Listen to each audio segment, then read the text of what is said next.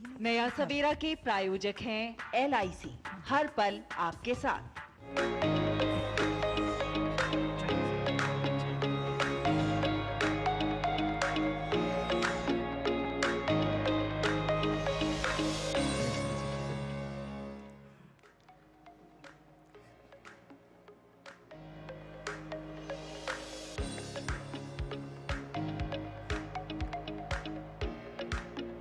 नमस्कार। नई उम्मीदें, नए सपने और एक और नई शुरुआत, क्योंकि हर सुबह लेकर आती है अवसर अपार और हम लेकर आते हैं आपके लिए नया सवेरा।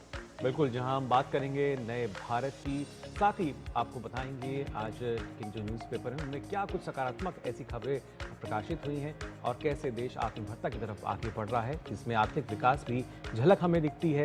खेल जगत की अगर बात की जाए वहाँ क्या हिट है और शैला किस तरीके से हमारी सेहत भी फिट रह सकती है। बिल्कुल, और साथ ही साथ हम लोग टेक टॉक भी करेंगे, वर्ल्ड वॉच पर भी नजर डालेंगे। हर वो बात हम आपको दिखाने वाले हैं नया सवेरा के इस पावर पैक्ड शो में, जो आपके दिन को खास बनाने वाली है और आपके लिए बेहद महत्वपूर्ण है। मैं हूँ शैला निगाह और मेरे साथ हैं मेरे सहयोगी मुकुल।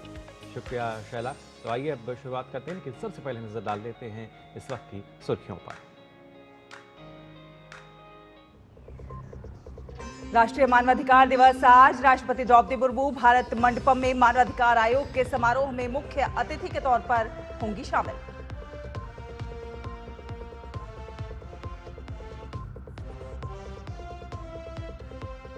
लोकसभा में चुनाव सुधार पर आज चर्चा रहेगी जारी। गृहमंत्री अमित शाह विपक्षी आरोपों का देंगे जवाब। राज्यसभा में वंदे मातरम पर चर्चा जारी।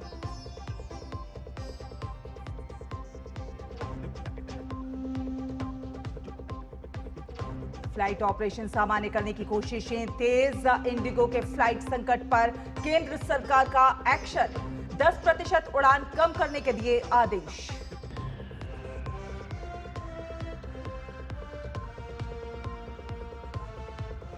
ऑस्ट्रेलिया में आज से 16 साल से कम उम्र के बच्चों के लिए सोशल मीडिया पर बैन। पीएम अल्बनीज ने कहा, बच्चों को मिलेगा बचपन।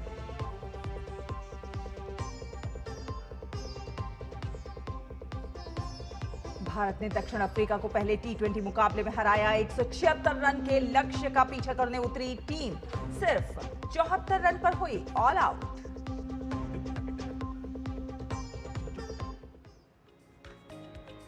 तो भारत समेत दुनिया भर में आज मानवाधिकार जो दिवस है वो मनाया जा रहा है और राष्ट्रपति द्रौपदी मुर्मू आज नई दिल्ली स्थित भारत मंडपम में राष्ट्रीय मानवाधिकार आयोग द्वारा आयोजित समारोह को संबोधित करेंगी। बिल्कुल, और इस कार्यक्रम में 1948 में स्वीकार की गई मानवाधिकारों की सार्वभौम घोषणा को रेखांकित किया जाएगा।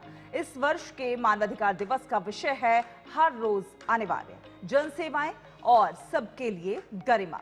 प्रधानमंत्री कार्यालय में प्रधान सचिव डॉक्टर PK मिश्रा सार्वजनिक सेवाओं तक सार्वभौम समान और गरिमापूर्ण पहुंच विषय पर प्रमुख भाषण भी देंगे। बिल्कुल, और सम्मेलन में राज्यों के मानवाधिकार आयोग, राष्ट्रीय आयोग, सरकारी अधिकारी, नागरिक संगठनों और शैक्षिक जगत के प्रतिनिधि, साथ ही अन्य अधिकारी भी शामिल होंगे।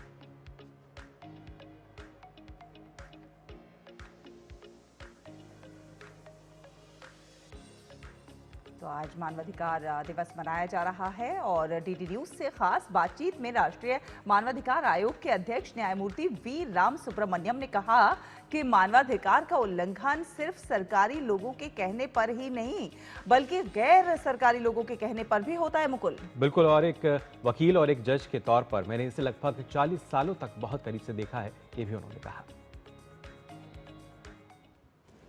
Human rights violations take place not merely at the instance of the state actors but also at the instance of non-state actors. This, as a lawyer and as a judge, I have watched very closely for about 40 years when my journey started in the legal field. So what it signifies to me is that people should learn to respect other people's rights. That is why the Universal Declaration of Human Rights itself says the purpose of this document is to encourage people to respect each other's rights. If we don't respect each other's rights, you cannot enforce your own rights. और साथ ही बात कर लेते हैं शीतकालीन सत्र को लेकर भी लोकसभा में चुनाव सुधार पर कल से शुरू हुई चर्चा आज भी जारी रहेगी। गृह मंत्री अमित शाह आज विपक्ष के आरोपों का जवाब देंगे। दरअसल कल इस मुद्दे पर पक्ष विपक्ष की ओर से तीखे वार पलटवार हुए। बिल्कुल, और नेता विपक्ष राहुल गांधी ने सरकार पर संवैधानिक संस्थाओं पर कब्जा जमाने का आरोप लगाया, तो बीजेपी ने कांग्रेस की पूर्ववर्ती सरकारों पर आंकड़ों के साथ तथ्य रखे कि कैसे राजनीतिक नियुक्तियों का इतिहास रहा है। इस बीच एसआईआर की प्रक्रिया पर भी विपक्षी दलों ने सवाल उठाए, तो सरकार की ओर से स्पष्ट किया गया कि वोटर लिस्ट के शुद्धिकरण से विपक्षी दलों को डर क्यों लग रहा है। तो चर्चा के कई अहम ऐसे बिंदु जिसको लेकर लगातार अब कांग्रेस पर भी सवाल उठाए जा रहे हैं। तो लोकसभा में दोनों ओर से तर्क वितर्क देखने को मिले। Why is it that the CJI was removed from the selection panel of the election commissioner? What motivation could there be to remove the CJI? Do we not believe in the CJI? Of course we believe in the CJI. Why is he not in that room? इस देश का पहला चुनाव commissioner Sukumar Sen जब वो retire होते हैं तो उसको सूडान का ये राज्यपाल बना देते हैं। वीएस रमा देवी जब रिटायर होती है उसको हिमाचल का गवर्नर बना देते हैं। टीएन शेषन जब रिटायर होते हैं तो उसको अहमदाबाद में भारतीय जनता पार्टी के खिलाफ कैंडिडेट बना देते हैं। और एमएस गिल जब रिटायर होते हैं तो वो इस केंद्र के मंत्री 10 साल तक इसी सदन में रहते हैं। किस चुनाव आयोग की बात करते हो? किस ईमानदारी की बात करते हो? किस पारदर्शिता की बात करते हो? तो निशिकांत दुबे कांग्रेस के आरोप पर कहीं ना कहीं आईना दिखाते हुए यहाँ नजर आए। साथ ही चर्चा में हिस्सा लेते हुए समाजवादी पार्टी के अखिलेश यादव ने बैलेट पेपर की वकालत की और यूपी में डिटेंशन सेंटर के ऐलान पर भी सवाल उठाया। जेडीयू के राजीव रंजन सिंह ने कहा कि बैलेट पेपर से चुनाव बूथ लूटने का हथकंडा था। एनडीए घटक दल के जेडीयू नेता ने क्षेत्रीय दलों को कांग्रेस से दूर रहने की भी सलाह दी।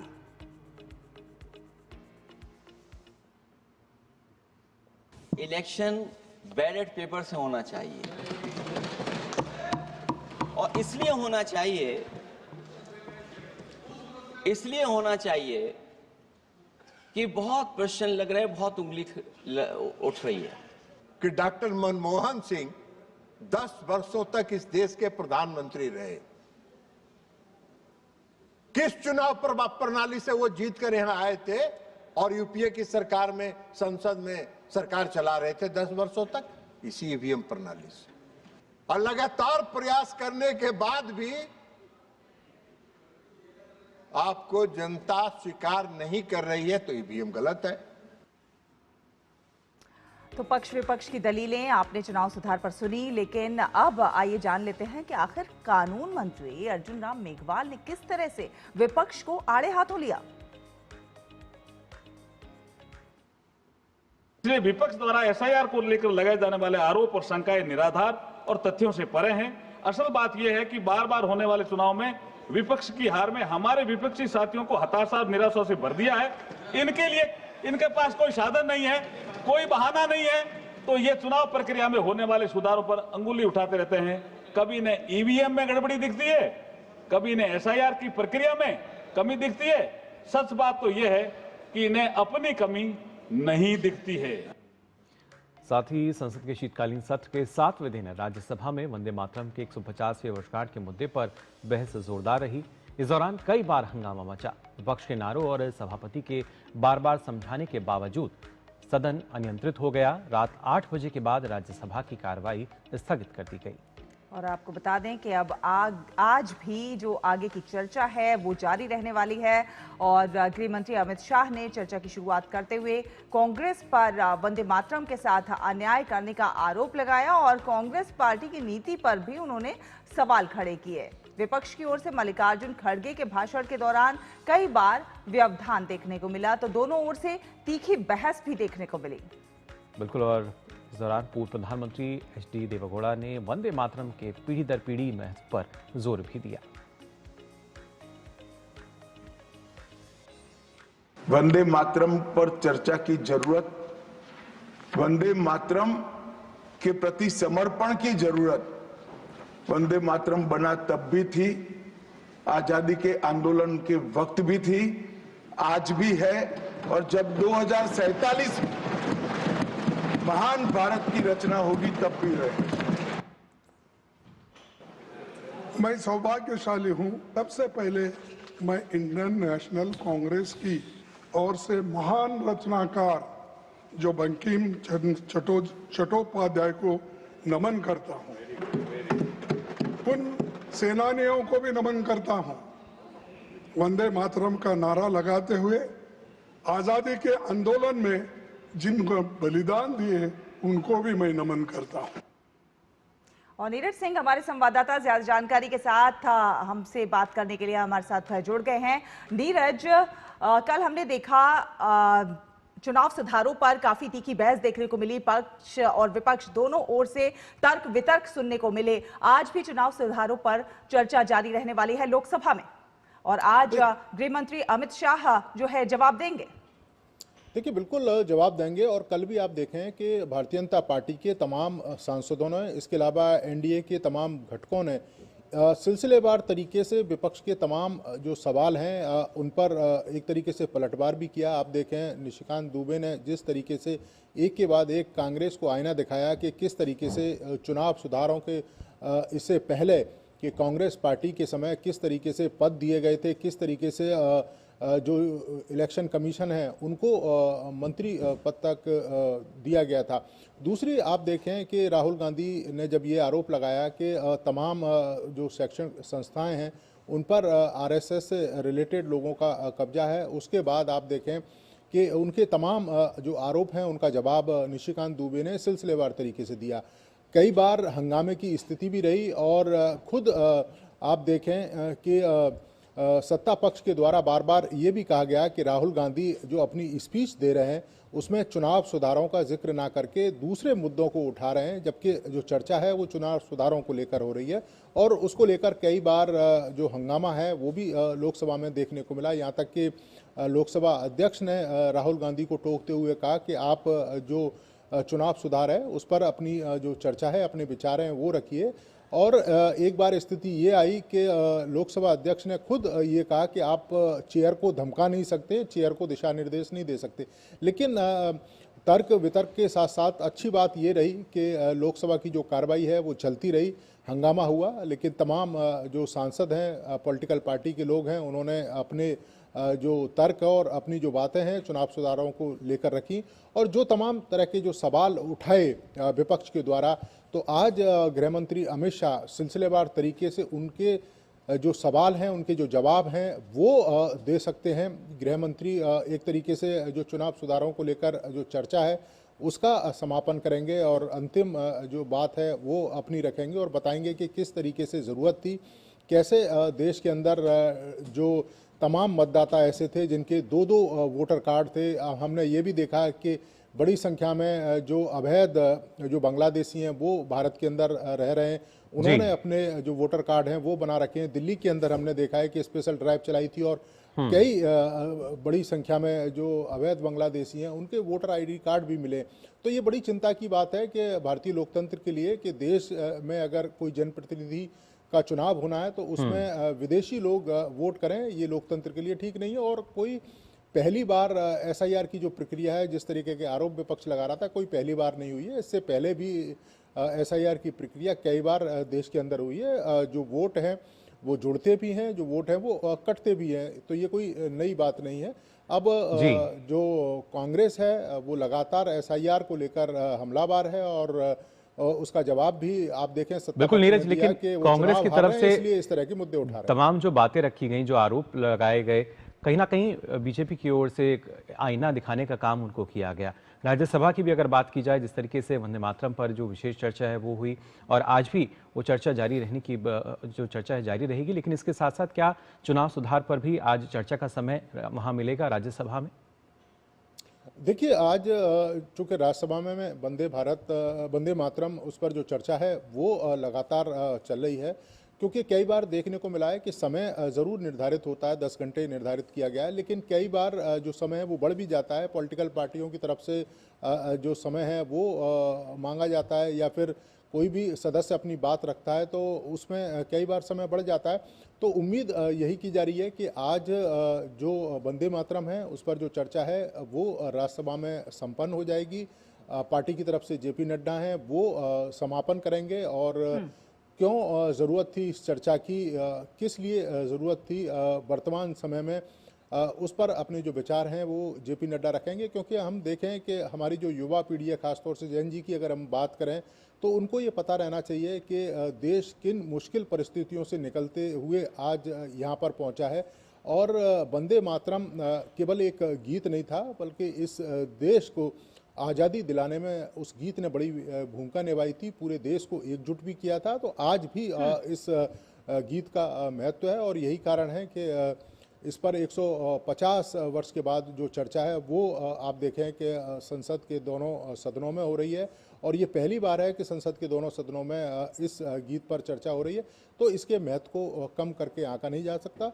उम्मीद की जा रही है कि जेपी नड्डा आज समापन करेंगे और वंदे मातरम पर जो चर्चा हो रही है सिलसिलेवार तरीके से बिल्कुल वंदे मातरम पर चर्चा जो है वो बेहद महत्वपूर्ण है। साथ साथ जिस तरह से लोकसभा में हमने देखा कि चुनाव सुधारों पर जिस तरह के तर्क वितर्क हमें देखने को मिले, विपक्ष ने कई सारे आरोप भी लगाए, लेकिन भाजपा ने जिस तरह से सिलसिलेवार तरीके से तथ्यों के साथ उसका जवाब दिया वो बेहद महत्वपूर्ण था। कहीं ना कहीं आईना दिखाने वाला विपक्ष को, और साथ साथ जिस तरह से विपक्ष बार बार बैलेट का मुद्दा उठाता है, हमने देखा है खुद चुनावों में किस प्रकार बैलेट में धांधली होती थी और किस प्रकार जब एक स्टैंपिंग बैलेट पे होती थी तो कई बार जब हम उसे बैलेट को मोड़ते थे तो वो एक से दूसरे पर चिपक जाता था और नहीं पता चलता था कि एग्जैक्टली किसको वोट डाला गया है। तो ऐसे में बैलेट से धांधली होने के चांसेस और कंफ्यूज होने के चांसेस भी बढ़ जाते हैं।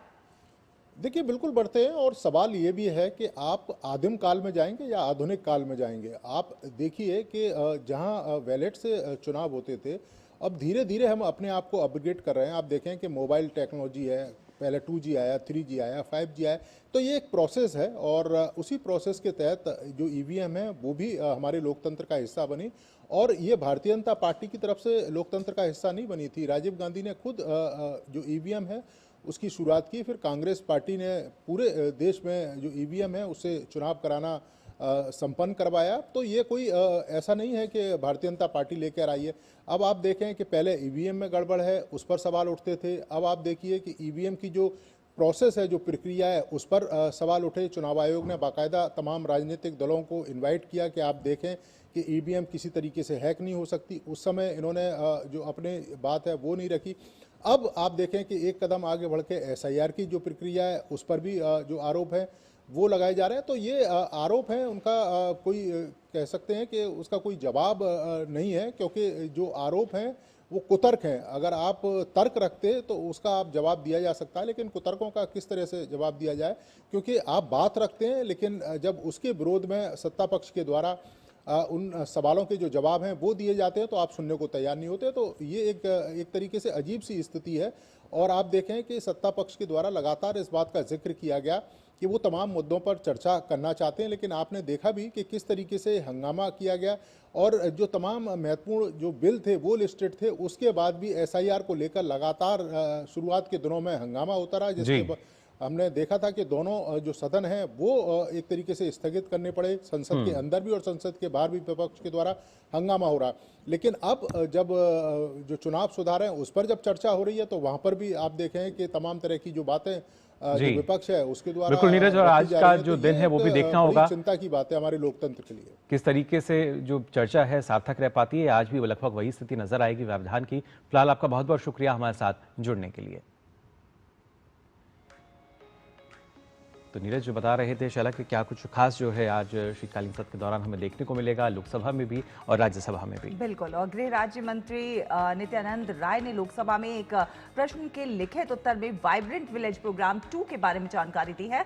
उन्होंने कहा है कि केंद्र सरकार ने अंतर्राष्ट्रीय भूमि से सटे ब्लॉकों के चुनिंदा गाँवों में 6,839 करोड़ रुपए के कुल परिव्यय के साथ केंद्रीय क्षेत्र की योजना के रूप में वाइब्रेंट विलेज प्रोग्राम 2 को मंजूरी दी है।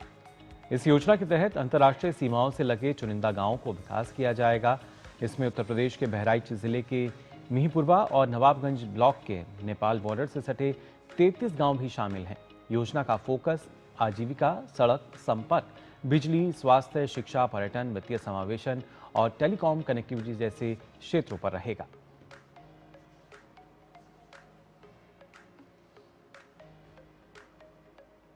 फिलहाल एक छोटा सा ब्रेक, जल्द हाजिर होंगे। आप देखते रहिए नया सवेरा।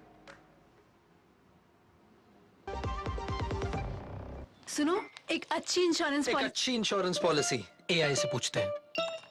एक ऐसी पॉलिसी जिसमें प्रीमियम पेमेंट हो लिमिटेड पर इनकम आती रहे लाइफ टाइम। LIC का जीवन उत्सव। एक ऐसी पॉलिसी जो दे होल लाइफ इंश्योरेंस कवर भी। LIC का जीवन उत्सव। वाओ, चलो तो LIC की जीवन उत्सव पॉलिसी ही लेते हैं। मैं भी तुमसे यही कह रही थी, LIC का जीवन उत्सव। लाइफ टाइम सेलिब्रेशन मनाइए LIC के जीवन उत्सव के साथ। फ्यूचर सेट है। मेरी पसंद, मेरी पसंद, मेरी पसंद, मेरी पसंद, हमारी पसंद, हम सबकी पसंद। मजबूत देश का मजबूत सरिया हो गया स्टील। खादी सिर्फ एक वस्त्र नहीं बल्कि भारत की आत्मनिर्भरता और सांस्कृतिक विरासत का प्रतीक है और आज वैश्विक फैशन और सस्टेनेबल लाइफस्टाइल की नई परिभाषा बन चुकी है। वर्ष 2024-25 में वर्ष 2013-14 के मुकाबले 1,16,000 करोड़ रुपए के खादी ग्रामोद्योग प्रोडक्ट्स का उत्पादन, जो लगभग 350% की वृद्धि है। 1,70,000 करोड़ रुपए के खादी ग्रामोद्योग प्रोडक्ट्स की रिकॉर्ड बिक्री अर्थात 450% वृद्धि दर्ज हुई और साथ ही पिछले 11 वर्षों में लगभग 2 करोड़ लोगों को KVIC ने रोजगार दिया। तो आइए भारत की आत्मनिर्भरता को बढ़ावा दें और खरीदें खादी और ग्रामोद्योग उत्पाद। विजिट करें नजदीकी खादी स्टोर। ये विशाल है ना, इसका सब प्रॉपर चलता है। कल उसके बैंक अकाउंट में 15,000 रुपए का फ्रॉड हुआ है, पता है? इसको तो कोई टेंशन ही नहीं होती है, देखना। टेंशन क्यों? मेरी कोई गलती नहीं थी। फिर भी फ्रॉड होने पर मैंने तुरंत बैंक को इन्फॉर्म कर दिया। RBI कहता है अगर आपके अकाउंट से किसी ने धोखे से पैसे निकाले हैं तो बैंक को जल्द से जल्द इन्फॉर्म कीजिए। 3 दिन के अंदर इन्फॉर्म किया तो कोई नुकसान नहीं होगा। जितना लेट करोगे उतना ज्यादा नुकसान। और सुन, सब चलता नहीं है, प्रॉपर चलाना पड़ता है। RBI कहता है जानकार बनिए, सतर्क रहिए। ब्रेक के बाद आप सभी का एक बार फिर स्वागत। आप देख रहे हैं नया सवेरा। आइए खबरों की तरफ रुख कर लेते हैं। DGCA ने इंडिगो एयरलाइन की उड़ानों में उच्च मांग वाले मार्गों पर 10% की कटौती कर दी है। बिल्कुल, इंडिगो को आज शाम 5 बजे तक DGCA को संशोधित जो शेड्यूल है वो जमा करने के लिए कहा गया है और DGCA ने ये बताया है कि इंडिगो को पिछले सीजन की तुलना में अपने शेड्यूल में 6% की वृद्धि की अनुमति दी गई थी, लेकिन एयरलाइन आवश्यक संख्या में विमान तैनात नहीं कर पाई। इंडिगो की उड़ानों में व्यवधान 8वें दिन भी जारी रहा और विमानन कंपनी ने मंगलवार को 6 हवाई अड्डों से 422 उड़ानें रद्द कर दी। हालांकि इंडिगो ने मंगलवार को दावा किया कि कंपनी का विमान परिचालन पटरी पर लौट आया है और वह ग्राहकों को रद्द और विलंबित उड़ानों के टिकट का शुल्क लौटाने सहित सभी मुद्दों का समाधान करने में जुटे हुए हैं।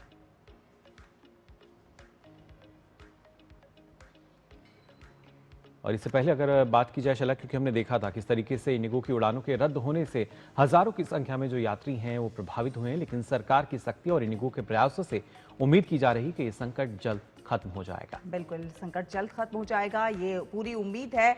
और कल लोकसभा में नागरिक उड्डयन मंत्री राममोहन नायडू ने फ्लाइट्स संकट पर विस्तार से अपनी बात भी रखी। केंद्रीय मंत्री ने बताया कि इस पूरे मामले पर इंडिगो की जवाबदेही तय की गई है और इसके तहत CEO और COO दोनों को नोटिस भेजा गया है। यात्रियों की सुविधा के लिए 24 घंटे कंट्रोल रूम जो है वो निगरानी कर रहे हैं। मुकुल, बिल्कुल, और इसके साथ साथ रिफंड की बात की जाए, रिबुकिंग की बात करें तो उसको लेकर भी सरकार ने इंडिगो की जवाबदेही जो है वो तय की है। यात्रियों को आश्वासन देते हुए केंद्रीय मंत्री ने कहा कि मामले की लगातार निगरानी करते रहेंगे जब तक कि सब सामान्य नहीं हो जाता। उन्होंने कहा कि यात्रियों की सुरक्षा सरकार की प्राथमिकता है। At the same time, accountability will be ensured. DGCA has issued show cause notices to Indigo's senior leadership and commenced a detailed enforcement investigation. Depending on the outcome, strict and appropriate action as empowered under the aircraft rules and act will be taken.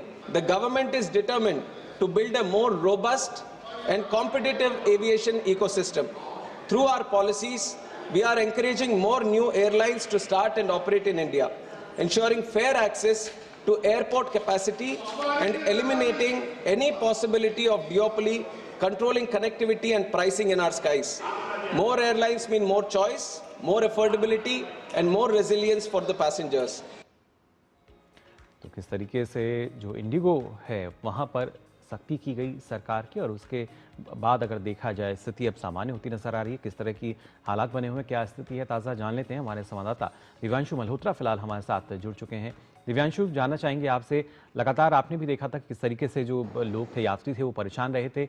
आज अगर देखते हैं तो किस तरीके से अब स्थिति में कुछ बदलाव नजर आता है, और सरकार की सख्ती की अगर बात की जाए 10% जो उड़ानें हैं उसमें कमी की गई है, और ये भी एक गलती थी इंडिगो की, क्योंकि जो पहले कहा गया था जितनी उड़ानें भरने की बात कही गई थी वो शायद पूरी नहीं कर पाया इंडिगो।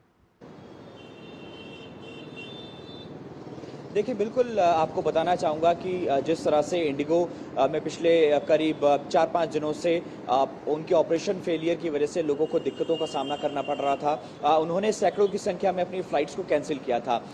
अब इंडिगो दावा कर रहा है कि उनका जो ऑपरेशन है वो पूरी तरीके से नॉर्मलाइज हो गया है।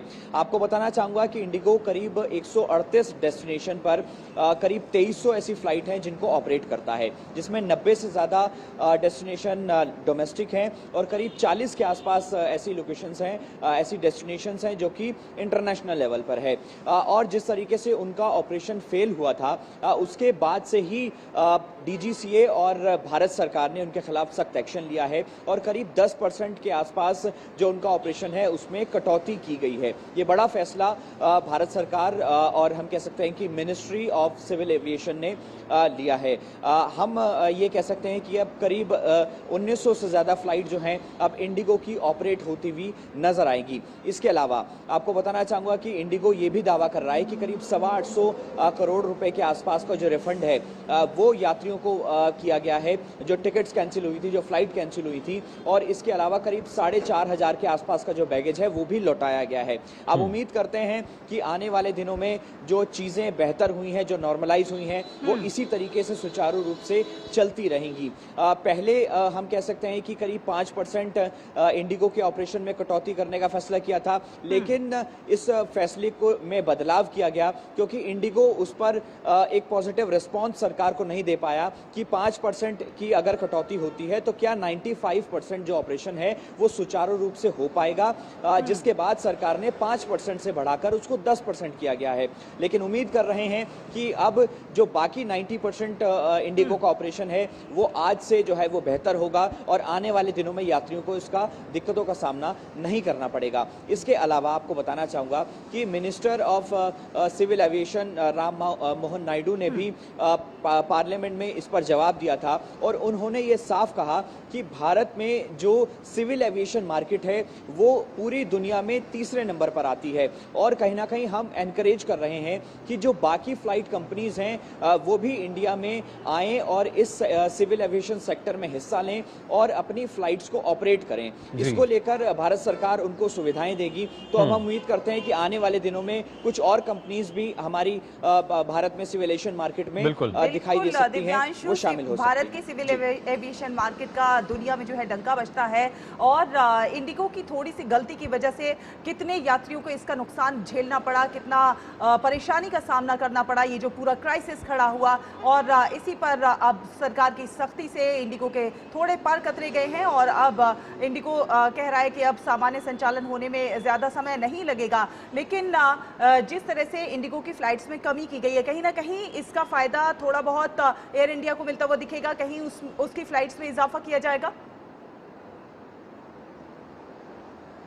देखिए, जाहिर है इस तरह का कोई भी अगर कोई कंपटीटर की मार्केट जो हम कह सकते हैं कि उसमें कमी आती है तो बाकी जो उस सेक्टर की कंपनीज हैं उसको फ़ायदा होता हुआ नज़र आता है। और न केवल एयर इंडिया बल्कि भारत में जो डोमेस्टिक हम कह सकते हैं एक सिविल एविएशन मार्केट है उसमें बाकी कंपनीज भी हैं, उसमें अकासा भी है और उसमें बाकी स्पाइसजेट भी हैं और कंपनीज भी हैं। तो हम उम्मीद करते हैं कि जो इंडिगो में 10% ऑपरेशन में कटौती आई है उसका फ़ायदा जो है बाकी कंपनीज लेती हुई नजर आएंगी। लेकिन जाहिर है अगर कोई कंपटीटर का इस तरह से कटौती होती है उसके ऑपरेशन में, लेकिन ऐसे में जो बाकी कंपनीज हैं उनको बेहतर परफॉर्मेंस दिखानी होगी कि और उनको सरकार को ये बताना होगा कि जो ऑपरेशन इंडिगो नहीं कर पा रहा है उन सेक्टर्स में उनकी कंपनी जो है अपनी फ्लाइट जो है वो मुहैया कराएगी और 100% उस पर परफॉर्मेंस देंगी। देखना यही होगा कि इसका फायदा बाकी कंपनीज को कितना होता है। हालांकि इसके अलावा हम ये देख रहे हैं पिछले 2-3 दिनों से कि इंडिगो में जो फ्लाइट ऑपरेशन में दिक्कत आई है उसकी वजह से सरकार ने एक हम कह सकते हैं कि फेयर्स में कैपिंग भी की है। करीब 7500 रुपए के आसपास के नीचे का जो फेयर है वो करीब 500 किलोमीटर तक रहेगा और इसके अलावा बाकी जो स्लैब बनाए गए हैं। तो हम कह सकते हैं कि जो इंडिगो को नुकसान हुआ है वो बाकी कंपनीज फेयर बढ़ाकर उसका फायदा तो नहीं ले पाएंगी, लेकिन अपनी फ्लाइट्स को बढ़ाकर उसका फायदा जरूर बिल्कुल दिव्यांशु, कहीं ना कहीं एक नकेल कसने की आवश्यकता थी और वो सरकार ने सख्ती भी दिखाई। कैपिंग की बात की जाए, तमाम वो कंपनियां, एयरलाइन कंपनियां जो अपनी मनमानी करती थी उन पर भी लगाम लगाई गई है और देखना यही होगा सरकार की सख्ती के बाद क्या वाकई इंडिगो एयरलाइन जो है अपने ऑपरेशंस की जो अपनी उड़ानें हैं उनको सुचारू रूप से चला भी पाती है या फिर आगे आने वाले समय में और कटौती इसमें की जाएगी। फिलहाल बहुत बहुत शुक्रिया आपका हमारे साथ जुड़ने के लिए। और आगे बढ़ेंगे, अगली खबर का रुख करते हैं। मुकुल, गोवा पुलिस ने Birch by Romeo Lane night club के 4 मालिकों में से एक अजय गुप्ता को हिरासत में ले लिया है। बिल्कुल, और खासतौर से इस नाइट क्लब में शनिवार को भीषण आग लगी थी जिसमें 25 लोगों की मौत हो गई थी।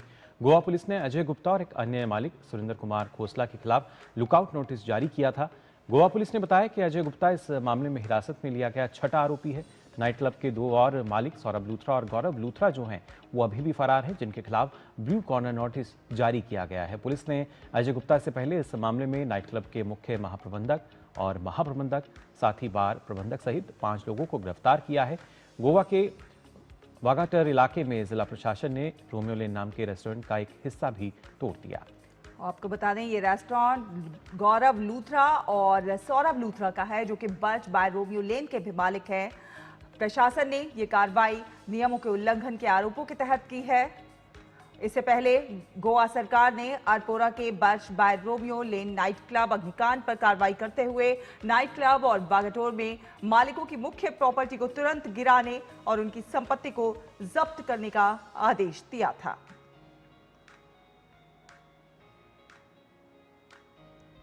और नया सवेरा में आगे बढ़ते हैं। आपको बता दें इटली के उप प्रधानमंत्री, विदेश मामलों और अंतर्राष्ट्रीय सहयोग मंत्री एंटोनियो तजानी भारत की 3 दिवसीय यात्रा पर नई दिल्ली पहुंचे। अपनी यात्रा के दौरान इटली के विदेश मंत्री आज शाम भारत के विदेश मंत्री डॉक्टर एस जयशंकर के साथ बैठक करेंगे। विदेश मंत्रालय के प्रवक्ता रणधीर जायसवाल ने सोशल मीडिया प्लेटफॉर्म एक्स पर बताया कि इस साल एंटोनियो तजानी की ये भारत की दूसरी यात्रा है। उन्होंने कहा कि दिल्ली और मुंबई में आयोजित उनके कार्यक्रम भारत और इटली के बीच रणनीतिक साझेदारी को और मजबूत करेंगे।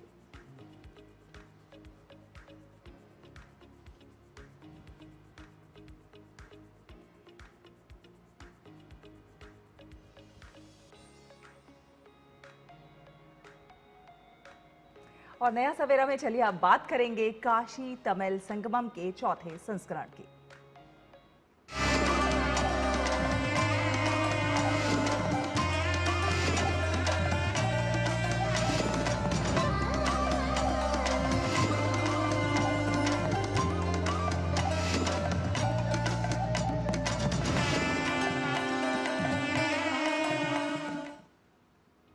काशी तमिल संगमम का 4था जत्था आज प्रयागराज पहुंचेगा, जहां वीआईपी घाट पर उनका भव्य स्वागत किया जाएगा। प्रयागराज जिला प्रशासन के मार्गदर्शन में दल के सदस्य संगम स्नान, बोटिंग, लेटे हुए हनुमान जी के दर्शन, श्री आदि शंकर विमान मंडपम मंदिर और स्वामी नारायण मंदिर में पूजा अर्चना करेंगे, जिसके बाद जत्था अयोध्या के लिए रवाना होगा।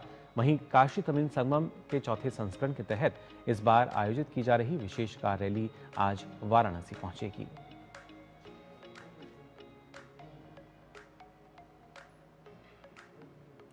तो हरिकेश बहादुर सिंह गौतम काशी विश्वनाथ धाम से हमारे साथ जुड़ रहे हैं ज्यादा जानकारी के साथ। हरिकेश, काशी तमिल संगमम विरासत का एक ऐसा संगम, एक भारत श्रेष्ठ भारत की वानगी प्रस्तुत करता हुआ, जहां पर 2 संस्कृतियों का मिलन हो रहा है, 2 भाषाओं का मिलन हो रहा है। क्या कुछ है आज के कार्यक्रम?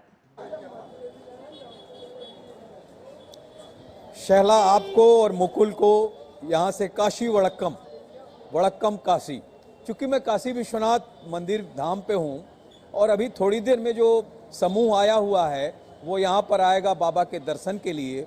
इस बार एक विशेष व्यवस्था की गई है कि क्रूज के माध्यम से उनको ललिता घाट पे लाया जा रहा है और गंगा की तरफ से इस बार प्रवेश ले रहे हैं दर्शन के लिए। जो तमिल समूह आ रहे हैं यहाँ पर काशी तमिल संगमम में, यहाँ पर उनका पहले दर्शन करते हैं, फिर विधिवत शंकराचार्य चौक पर अंगवस्त्रम और रुद्राक्ष की माला देकर उनका अभिनंदन किया जाता है, स्वागत किया जाता है। उसके बाद माँ अन्नपूर्णा के दर्शन करते हैं, माँ विशालाक्षी के दर्शन करते हैं और फिर यहीं पर उनको जो लंच होता है प्रसाद के रूप में, माँ अन्नपूर्णा के प्रसाद के रूप में यहीं पर दोपहर के भोजन की व्यवस्था होती है।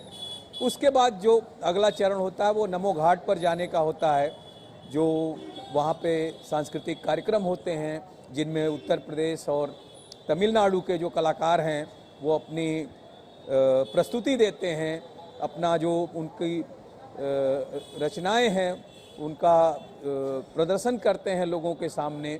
और ढेर सारे स्टॉल लगे हुए हैं जिनमें भारत सरकार के कई मंत्रालयों के स्टॉल लगे हैं।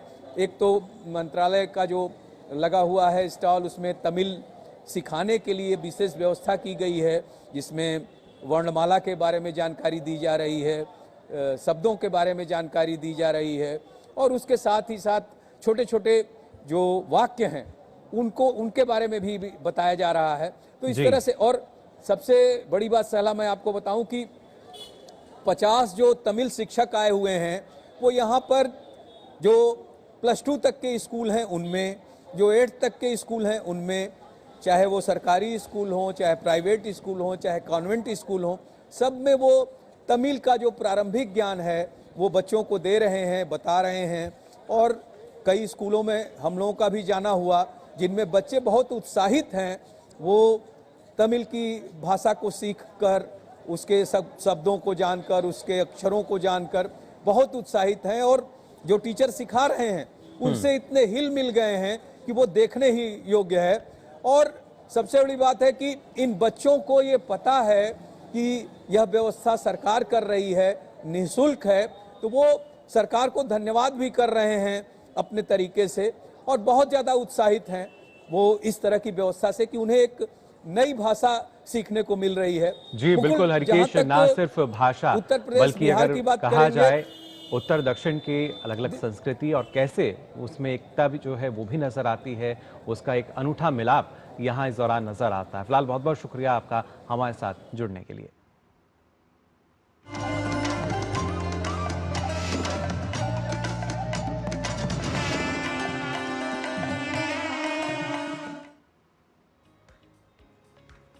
तो आगे बढ़ेंगे नया सवेरा में, बात करेंगे जयपुर में आज प्रवासी राजस्थानी दिवस का आयोजन किया जा रहा है। देश विदेश के अनिवासी राजस्थानी कार्यक्रम में शामिल होंगे। आपको बता दें 8,700 से अधिक प्रतिभागियों ने इस आयोजन के लिए अपना रजिस्ट्रेशन कराया है। कार्यक्रम के दौरान 1 लाख करोड़ रुपए से अधिक के निवेश प्रस्तावों पर भी हस्ताक्षर होंगे। इसके अलावा कई निवेश संवर्धन नीतियों और प्रवासी राजस्थानी नीति की घोषणा की जाएगी। राजस्थान के राज्यपाल हरिभाऊ बागड़े, पंजाब के राज्यपाल गुलाब चंद कटारिया और राजस्थान के मुख्यमंत्री भजन लाल शर्मा, साथ ही केंद्रीय मंत्री और अन्य जनप्रतिनिधि भी इस आयोजन में भाग लेंगे। उद्योग जगत की प्रमुख हस्तियां भी कार्यक्रम में शामिल होंगी और एक दिन के इस आयोजन में उद्योग, ऊर्जा, जल, खनन, शिक्षा, पर्यटन और स्वास्थ्य जैसे प्रमुख क्षेत्रों पर सत्रों का आयोजन होगा। राजस्थान में औद्योगिक और निवेश संभावनाएं और उभरते अवसरों पर भी विचार विमर्श होगा।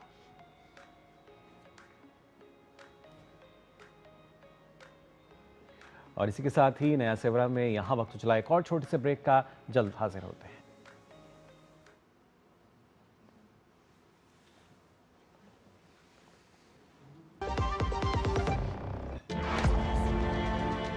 खादी सिर्फ एक वस्त्र नहीं बल्कि भारत की आत्मनिर्भरता और सांस्कृतिक विरासत का प्रतीक है और आज वैश्विक फैशन और सस्टेनेबल लाइफस्टाइल की नई परिभाषा बन चुकी है।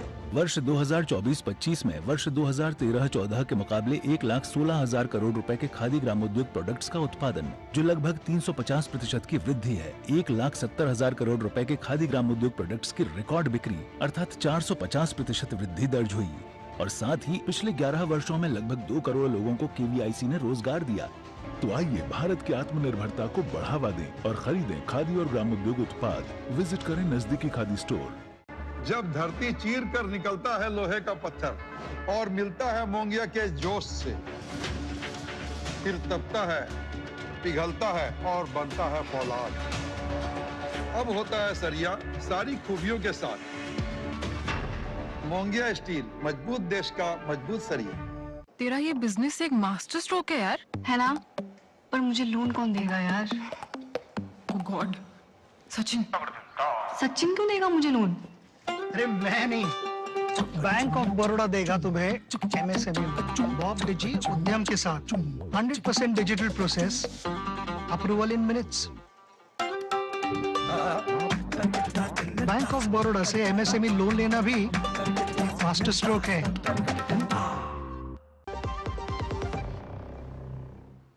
तो ब्रेक के बाद स्वागत है। नया सवेरा देख रहे हैं आप, और नया सवेरा हम बात कर लेते हैं अब समाचार पत्रों में छपी प्रमुख और दिलचस्प खबरों की प्रेस रिपोर्ट में।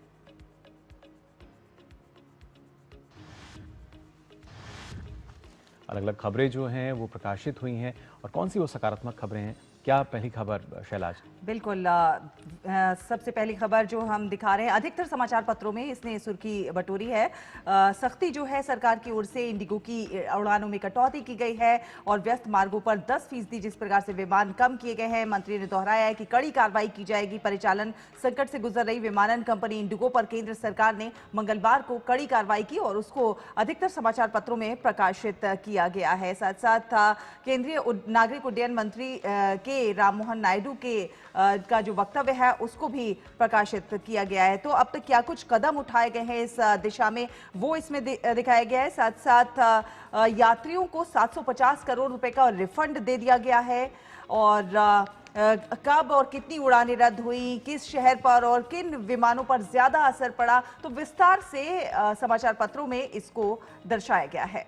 मुकुल जी बिल्कुल, और रुख कर लेते हैं अगली खबर की तरफ, जो कि भारत के लिहाज से काफ़ी महत्वपूर्ण है। आपको बता दें, भारत में 17.5 अरब डॉलर का निवेश करेगी माइक्रोसॉफ्ट, और खासतौर से आज के समय में आधुनिक तकनीक की हम बात करते हैं, और भारत जो कि जब एआई की बात की जाती है तो वहाँ पर उभरते बाज़ारों में नज़र आता है। उसी वजह से अब जो माइक्रोसॉफ्ट है वो अपना निवेश करने जा रही है, और ख़ास बात ये रही कि यहाँ पे प्रधानमंत्री नरेंद्र मोदी से मुलाकात के बाद उन्होंने इस बात की घोषणा की कि किस तरीके से माइक्रोसॉफ्ट यहाँ पे अब अपना निवेश जो है वो करेगी। और आपको बता दें, एशिया के किसी भी देश में माइक्रोसॉफ्ट को द्वारा दिया जाने वाला सबसे बड़ा निवेश है, जिसमें खासतौर से अगर बात की जाए तो देश के इसमें करीब 22,000 जो कर्मचारी हैं वो भी नौकरी कर रहे हैं, और आने वाले समय में जिस तरीके से निवेश बढ़ेगा, रोजगार के अवसर बढ़ेंगे और अर्थव्यवस्था को और मजबूती मिल सकेगी। वहीं एक और खबर है जो कि कई समाचार पत्रों में प्रकाशित हुई है, हम इसे पंजाब केसरी से ले रहे हैं। दिल्ली के होटलों में तंदूर नहीं, कोयला जलाने पर भी जो है बैन लगा है। जी हां, राजधानी में लगातार उच्च प्रदूषण स्तर के बीच दिल्ली प्रदूषण नियंत्रण समिति यानी कि डीपीसीसी ने शहर के सभी होटलों, रेस्टोरेंट्स और खुले जो भोजनालय हैं उनमें तंदूरों में कोयला और जलाऊ लकड़ी के प्रयोग पर जो है प्रतिबंध लगाने के निर्देश जारी कर दिए हैं। और वायु प्रदूषण की रोकथाम और नियंत्रण अधिनियम 1981 की धारा 31A के तहत ये आदेश जो है जारी किया गया है। वाणिज्यिक प्रतिष्ठानों को विशेष रूप से बिजली और गैस आधारित और अन्य जो स्वच्छ उपकरण हैं, ईंधन उपकरण, उनको इस्तेमाल करने की जरूरत पर इसमें जोर दिया गया है। अगली खबर मुकुल।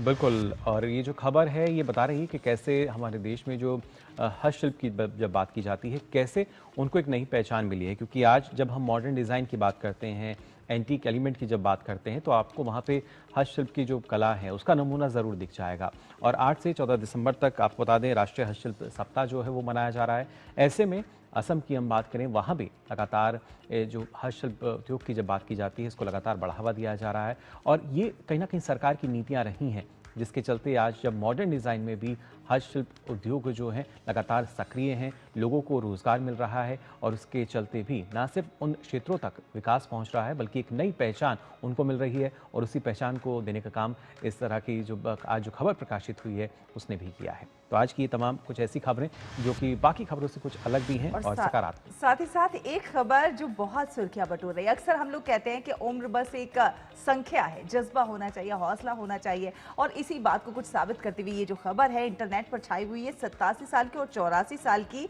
दो बहनें, जो दो दादियां हैं, वो इस उम्र में स्कूटर चला रही हैं और इस जज्बे के साथ चला रही हैं कि लोग उन्हें देख रहे हैं। और मंदाबेन जब स्कूटर चलाती हैं, जबकि उषाबेन जो है वो साइड कार में बैठती है। इन दोनों बहनों को सड़कों पर देख रहे हैं, बहुत ही प्रेरणादायक तस्वीर पेश करता है। तो सूती साड़ी पहने ये दोनों बहनें आकर्षण का केंद्र बनी हुई हैं। तो ये अलग अलग खबरें आपने देखी और खासतौर से नई नई तकनीक से जुड़ी खबर पर भी नजर डालते हैं टेक टॉक में। आपको बता दें, दुनिया में एआई का हब बन चुके भारत में अब माइक्रोसॉफ्ट बड़ा निवेश करने जा रही है। बिल्कुल, कंपनी के सीईओ ने प्रधानमंत्री नरेंद्र मोदी से मुलाकात के बाद भारी भरकम निवेश का ऐलान किया।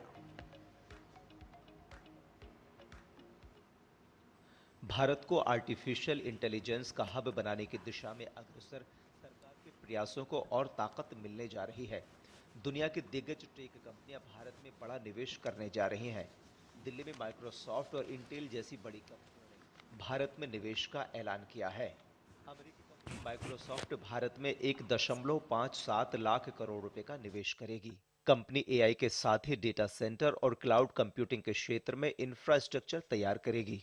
प्रधानमंत्री नरेंद्र मोदी से मुलाकात के बाद सत्य नडेला ने कहा कि एआई के क्षेत्र में दुनिया भारत की तरफ देख रही है।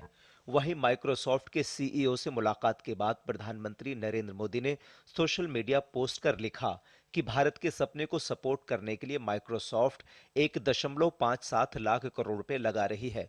ये एशिया में हमारा अब तक का सबसे बड़ा निवेश है। इससे भारत में एआई के लिए मजबूत इंफ्रास्ट्रक्चर बनेगा। लाखों लोगों को नई स्किल्स सिखाई जाएंगी और अपना डेटा अपने पास सुरक्षित रखने की ताकत भी मिलेगी। बस यही चाहिए था भारत के एआई वाले भविष्य के लिए। इंटेल के सीईओ लिप बूतान ने भी प्रधानमंत्री नरेंद्र मोदी से मुलाकात की और भारत में सेमीकंडक्टर मिशन को पूरा समर्थन देने का वादा किया।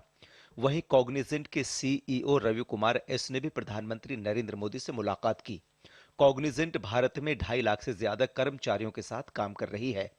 प्रधानमंत्री से मुलाकात में कॉग्निजेंट ने भारत के छोटे शहरों में विस्तार की बात की। साथ ही कंपनी भारत में $1 अरब से ज्यादा का निवेश भी कर रही है। Bureau report, DD news. और आइए आप देख लेते हैं दुनिया भर की कुछ खास खबरें फटाफट अंदाज में। बेल्जियम की सुप्रीम कोर्ट ने कोर्ट ऑफ कैशियस ने भगौरे हीरा कारोबारी मेहुल चौकसी की उस अपील को खारिज कर दिया है जिसमें उसने पंजाब नेशनल बैंक में 13,000 करोड़ रुपए के कथित घोटाले के मामले में भारत प्रत्यार्पण को चुनौती दी थी। ऑस्ट्रेलिया दुनिया का पहला ऐसा देश बन गया है जिसने 16 साल से कम उम्र के बच्चों के लिए सोशल मीडिया पर प्रतिबंध लगा दिया। अब बच्चे टिकटॉक, यूट्यूब, इंस्टाग्राम और फेसबुक जैसे प्लेटफॉर्म इस्तेमाल नहीं कर पाएंगे।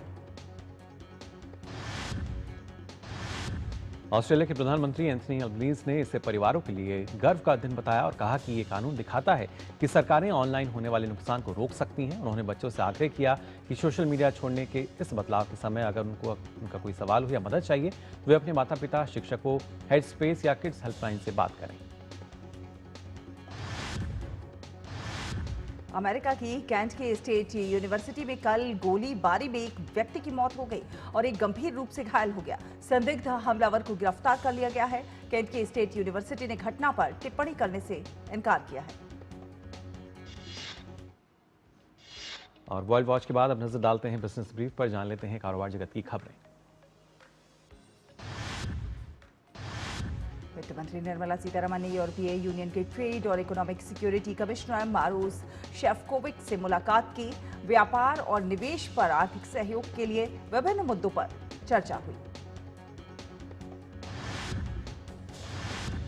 कृषि मंत्री शिवराज सिंह चौहान ने उत्पादन के आंकड़ों का हवाला देते हुए कहा है कि इस साल फसलों का अनुमानित उत्पादन 357.72 मिलियन टन है, जो पिछले वर्ष की तुलना में 7.65% अधिक है। आरबीआई के गवर्नर संजय मल्होत्रा ने देश के बैंकों के साथ एक अहम बैठक की। कहा कि एमपीसी की ओर से नीतिगत दरों में की गई कटौती का लाभ बैंक आम ग्राहकों तक जल्दी पहुंचाया जाए। इस साल के पहले 11 महीनों में इलेक्ट्रिक वाहन उद्योग ने 20 लाख का आंकड़ा पार किया है। यात्री वाहनों की बिक्री ने भी 7.5% की वृद्धि दर्ज की। दोपहिया वाहनों की बिक्री जनवरी से नवंबर के बीच 9% बढ़ी।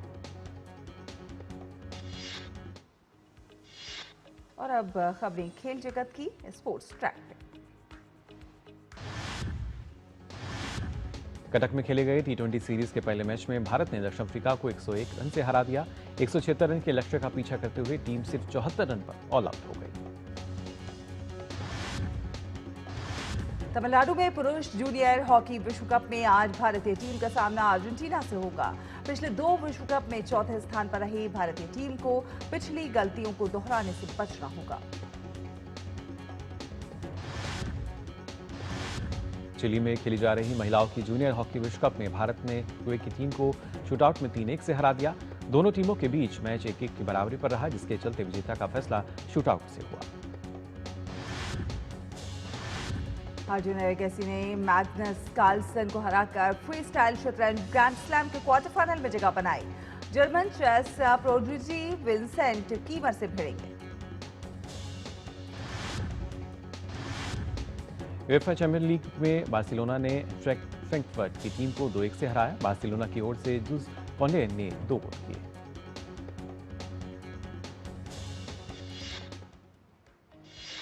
और अब बात होगी आपकी सेहत की हमारी फिटनेस मंत्रा में। आपको बता दें, बच्चों में बुखार और गले में संक्रमण होने पर खुद ही दवाई लेकर ये मान लेना कि ये सामान्य है, ऐसा करना आप खतरा बन सकता है। यदि ये आमती बुखार यानी रूमेटिक बुखार हो तो क्या है ये पूरा मामला, आइए जान लेते हैं। रूमेटिक फीवर यानी आमवाती बुखार एक ऐसा रोग है जिसका सही उपचार न होने पर गंभीरता बढ़ सकती है और जटिलताएं उत्पन्न हो सकती है। जो स्ट्रेप्टोकोकस नाम का एक कीटाणु है ए, उसकी वजह से जो होंगे इन्फेक्शन गले के, उनमें ये दिक्कत पैदा होती है। ऐसे में बच्चे को बुखार आएगा, ऐसे में बच्चे को गले में दर्द होगा, खाना निगलने या पानी निगलने में दिक्कत होगी। ये जो गले के इन्फेक्शन हैं ये स्ट्रेप्टोकोकल हो सकते हैं, लेकिन फिर भी याद रखना है अधिकतर इन्फेक्शन वायरल होते हैं, लेकिन अगर ये लक्षण मिल रहे हैं तो ये बैक्टीरियल होंगे और इसके लिए आपको डॉक्टर के पास जाना बहुत आवश्यक है। अगर आप इस गले के इन्फेक्शन का उपचार नहीं करते हैं तो 2 हफ्ते से 3 हफ्ते के बीच में इस थ्रोट इन्फेक्शन का दुष्प्रभाव शरीर के विभिन्न अंगों पे पड़ता है, जिसमें सबसे ज़्यादा महत्वपूर्ण और परमानेंट यानी कि जो आगे जीवन को लिमिट करता है, जीवन की क्वालिटी को ख़राब करता है, वो दिल का इन्वॉल्वमेंट है। आमतौर पर गले में संक्रमण होने के 2 से 4 सप्ताह बाद रूमेटिक फीवर के लक्षण उत्पन्न होते हैं। ऐसा होने पर जोड़ों में दर्द और सूजन, बुखार, सीने में दर्द या घबराहट महसूस होना, बेकाबू झटके लगना, त्वचा पर दाने और त्वचा के नीचे छोटे छोटे उभार या रैशेस हो सकते हैं। हर स्तर पे रूमेटिक फीवर या रूमेटिक हार्ट डिजीज का बचाव किया जा सकता है, जिसमें पहला स्तर है प्राइमरी प्रोफाइलैक्सिस, यानी कि गले में दर्द है, बुखार है, ऐसे में आपको डॉक्टर को दिखा के एक एंटीबायोटिक का कोर्स 7 से 10 दिन का जरूर करना है। उससे काफ़ी हद तक आप रूमेटिक हार्ट डिजीज यानी कि वॉल्व का परमानेंट डैमेज बचा सकते हैं। यदि रूमेटिक फीवर का सही इलाज न किया जाए या ये संक्रमण दोबारा हो जाए तो गंभीरताएं और जटिलताएं होने की संभावना अधिक होती है। आमवाती बुखार हृदय के वाल्व की समस्या का कारण बन सकता है। इसकी वजह से हृदय विफलता सहित लंबे समय तक चलने वाले हृदय क्षति हो सकती है। ओरल हेल्थ है उसको मेंटेन रखना है। जिन परिवारों में एक ही कमरे में काफ़ी लोग रहते हैं, ऐसे में स्ट्रेप्टोकोकल बैक्टीरिया का संक्रमण बहुत ज़्यादा होता है। जहां ओवर क्राउडिंग होती है वहां बहुत ज़्यादा होता है, जहां पुअर सैनिटेशन होता है, पुअर ड्रिंकिंग वाटर होता है, वहां बहुत ज़्यादा होता है। तो इन चीज़ों का ध्यान रखना है। साथ में बच्चे जब भी खाते हैं उन्हें आदत डालनी है कुल्ला करने की, ब्रश करने की, तो गले के इन्फेक्शन नहीं होंगे, आप स्ट्रेप्टोकोकल इन्फेक्शन से बच सकेंगे, आप रोमेटिक हार्ट फीवर का प्राइमरी प्रिवेंशन कर सकेंगे। सही समय पर सही इलाज लें, जिससे आमवादी बुखार से होने वाली गंभीरताओं से बचाव किया जा सके। किरण भारद्वाज, डीडी न्यूज। तो जाना आपने कैसे आपकी सेहत फिट रह सकती है, और आइए अब नया सवेरा में बात कर लेते हैं मौसम की भी।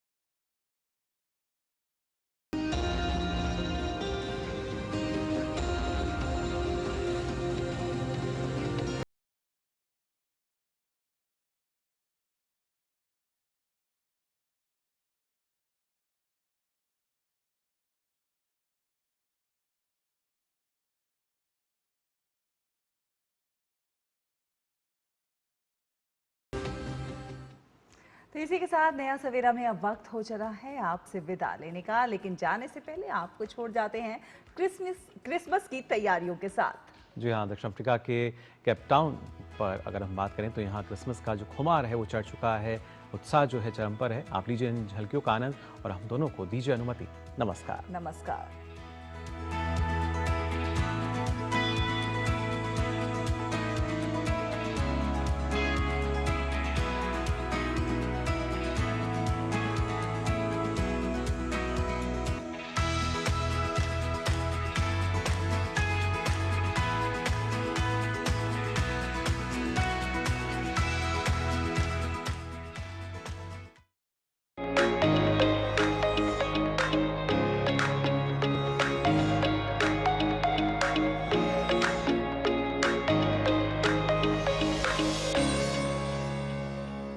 नया सवेरा के प्रायोजक थे LIC, हर पल आपके साथ।